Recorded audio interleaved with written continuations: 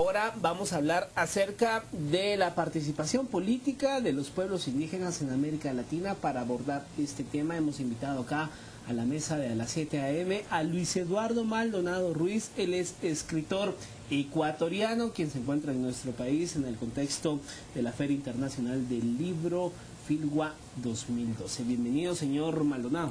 Bienvenido, Muchas buenos días. Gracias, buenos días. América Latina tenemos varios países algo en convergencia, nuestros problemas, nuestras necesidades, y países como Guatemala, donde gran porcentaje de la población es indígena, al igual que en Ecuador, Bolivia y otros países. Pero Guatemala tiene sus particularidades, así como su país y otros de la región. ¿Cómo pueden los pueblos indígenas optar a una participación política real donde haya incidencia en la toma de decisiones del Estado? Bueno, yo creo que hay que partir primero de ubicar a la construcción de los estados nacionales como procesos que no han buscado necesariamente, digamos, un efectivo fortalecimiento de las democracias, porque ha tenido una herencia colonial muy fuerte, y yo diría que en la última década se inician procesos realmente de cambio y de transformación, en la medida que considero que tanto a nivel internacional como en diversos países de América Latina se han venido apostándole por impulsar reformas constitucionales para concretizar los derechos de los pueblos indígenas, y diría que en este momento estamos en un proceso más bien, digamos, de las iniciativas para su implementación, que ya es otro conflicto, diríamos, que se genera en la medida que se confronta con intereses muy concretos. Por otro lado, digamos, los cambios y transformaciones no se dan simplemente por buena voluntad, sino porque en realidad hay un nivel de organización, de conciencia de la sociedad que exige cambios, ¿no? Y los gobernantes pues tienen que responder precisamente a las demandas de estos actores que son componentes importantísimos de la sociedad en sus respectivos países. Hablando de la incidencia de algunos pueblos indígenas en su país, ¿nos podría hablar un poco de los avances que se han tenido en ese aspecto en su país y qué diferencias o qué podríamos tomar nosotros como ejemplo aquí en Guatemala? Bueno, yo creo que hay algunos aspectos que me parecen importantes, ¿no? El primero es el hecho de que en casi medio siglo hemos logrado constituir digamos, procesos organizativos basados en el respeto a la diversidad, porque los pueblos indígenas no somos pueblos homogéneos, sino hay una gran diversidad, y tenemos que aprender a ver, a respetar, a escuchar y a incorporar los elementos diversos que se están planteando por parte de los pueblos indígenas.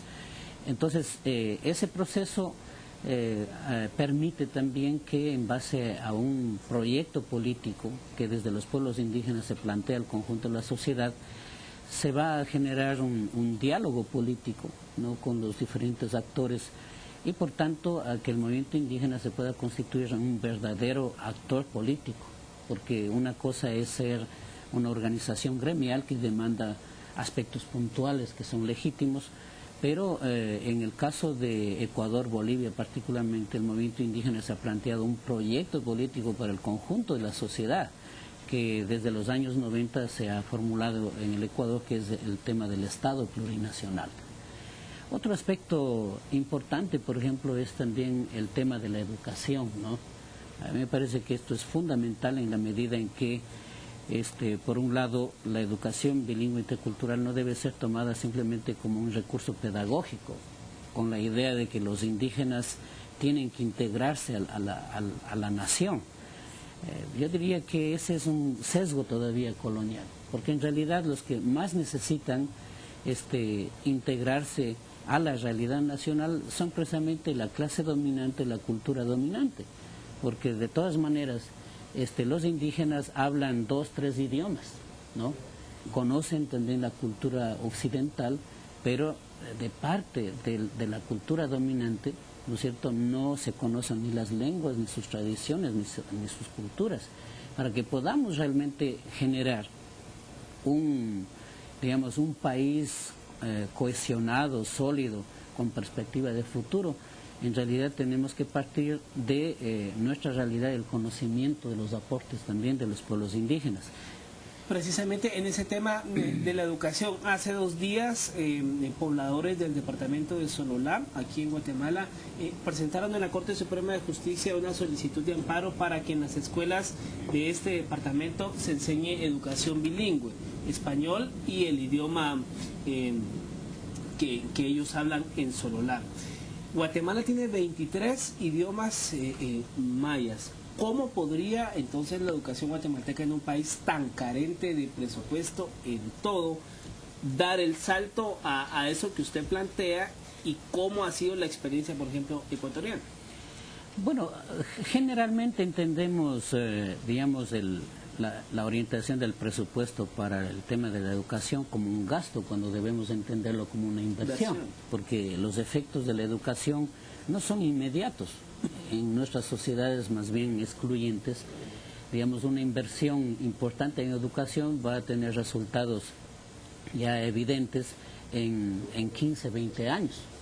Entonces, tenemos que pensar en que la educación, el gasto social, por ejemplo, en salud, etcétera, es una inversión. En esa medida, los esfuerzos que realicemos para realmente impulsar procesos educativos, no solamente con los pueblos indígenas, sino con el conjunto de la sociedad, no deben ser prioritarios. Veamos solamente la experiencia de la Unión Europea. En la Unión Europea, se habla en todos los idiomas que constituyen la Unión Europea. No han escatimado en esfuerzos económicos para decir, bueno, es que para ahorrar vamos a oficializar solamente un idioma y esto vamos a hablar, ¿no es cierto?, en la institucionalidad de la Unión Europea. Y eso podemos ver también en varios países, incluido España, Bélgica, etcétera, en la que hay una multiplicidad de pueblos y cada uno de estos se expresan también en su idioma y por tanto en su propio proceso educativo. Señor Maldonado, en esta Feria Internacional del Libro de Guatemala, ¿qué puede esperar el lector guatemalteco precisamente del sector indígena para visitar esta feria?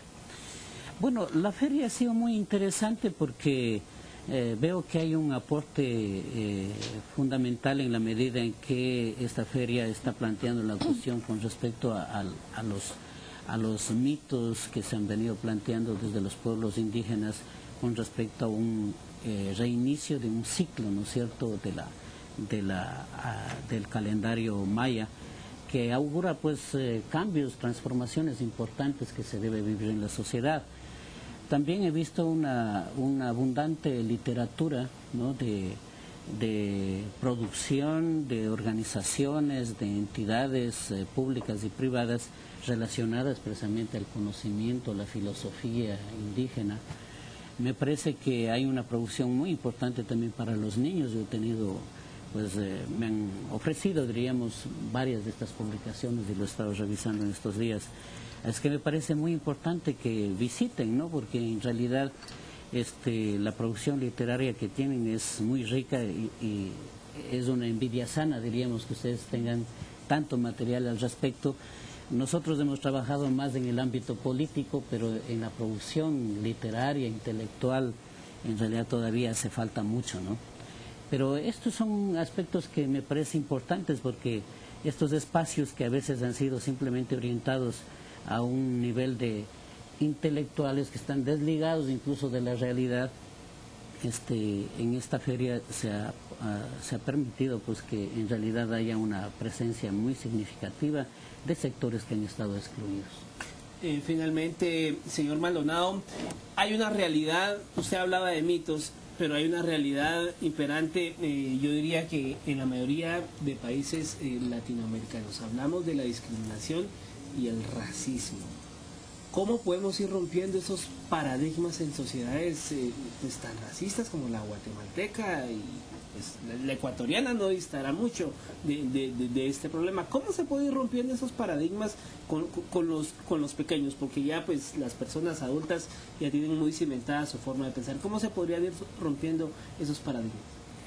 Bueno, digamos, el gran reto que tiene todos los países en América Latina es hacer una reforma de la educación, porque es digamos en el proceso educativo que vamos a ir viendo este tipo de cambios. Miren, solamente para señalar algunos aspectos básicos, ¿no? Si nosotros no valoramos las tecnologías propias y no lo socializamos también como un insumo importante de conocimiento en el sistema educativo, ¿cómo estamos superando el racismo cuando tenemos más bien prejuicios con respecto a las prácticas y conocimientos de los pueblos indígenas? O, por ejemplo, en la visión mismo de la historia, ¿no? Si para nosotros cuando se celebran las fiestas, digamos, de fundación española de determinadas ciudades, etcétera, donde resulta que los invasores son héroes, para nosotros esos referentes no existen, porque es todo lo contrario. Entonces, hay que comenzar a reescribir la historia, hay que consensuar en el país, digamos, una visión, ¿no es cierto?, de futuro también en la medida en que en realidad dialoguemos, pero eso se puede hacer en el ámbito de la educación. Ahora, todo proceso educativo también responde a intereses concretos específicos. Por eso es que la educación no se puede plantear de una manera absolutamente, digamos, imparcial, porque la educación es un instrumento o de liberación o de opresión también. Entonces, por eso yo creo que el único proceso de cambio y de transformación va a ser el que impulsen los pueblos.